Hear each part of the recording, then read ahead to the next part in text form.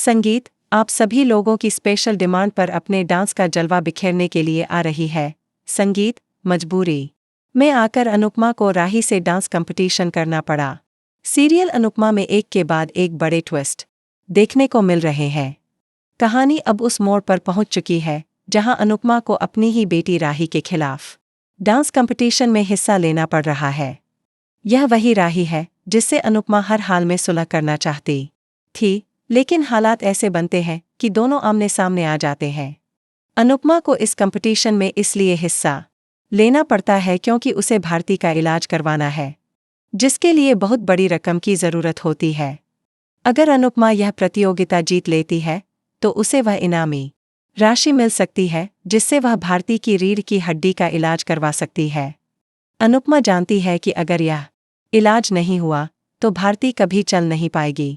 यही सोचकर वह अपने दिल पर पत्थर रखकर प्रतियोगिता में उतरती है। दूसरी ओर राही जैसे ही मंच पर अनुपमा को देखती है, उसका गुस्सा 7वें आसमान पर पहुंच जाता। वह प्रतियोगिता छोड़ने की ठान लेती है, लेकिन तभी प्रेम उसे समझाता है कि वह हार मानने वालों में से नहीं है। प्रेम की बातों से राही को थोड़ी हिम्मत मिलती है और वह कंपटीशन में बनी रहती है, लेकिन अंदर ही अंदर वह बहुत आहत होती है। प्रतियोगिता में जब दोनों आमने सामने आते हैं तो दर्शक सांसें रोककर उनका परफॉर्मेंस देखते हैं। अनुपमा पूरे दिल से प्रदर्शन करती है, लेकिन जानबूझकर खुद को थोड़ा पीछे रखती है ताकि राही जीत सके। लेकिन राही की परफॉर्मेंस में उस आत्मा की कमी होती है जो अनुपमा के डांस में होती है, और निर्णायकों द्वारा विजेता के रूप में अनुपमा के नाम की घोषणा कर दी जाती है। राही यह हार बर्दाश्त नहीं कर पाती और सबके सामने मंच पर ही अनुपमा की बेइज्जती करने लगती है। वह चिल्लाकर कहती है, यह औरत मेरी मां नहीं हो सकती, इसे सिर्फ अपने लिए जीना आता है। हमेशा दूसरों की मदद करने वाली, लेकिन अपनी बेटी की खुशियों को कुचलने वाली राही की इन कड़वी बातों को सुनकर वहां मौजूद सभी लोग सन्न रह जाते हैं।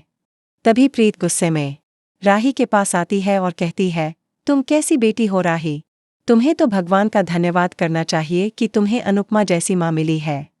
वह अपनी जिंदगी दांव पर लगाकर तुम्हारे लिए लड़ती है, तुम्हारी जरूरत के वक्त हमेशा तुम्हारे पीछे खड़ी रहती है और तुम हो कि उसे कोस रही हो।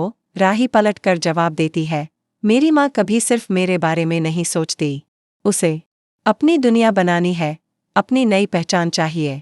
उसने कभी मेरी भावनाओं की कदर नहीं की, कभी मेरी तरफ ध्यान नहीं दिया। वह सिर्फ अपनी जीत, अपनी इज्जत और अपने करियर की परवाह करती है। मुझे नहीं चाहिए ऐसी मां।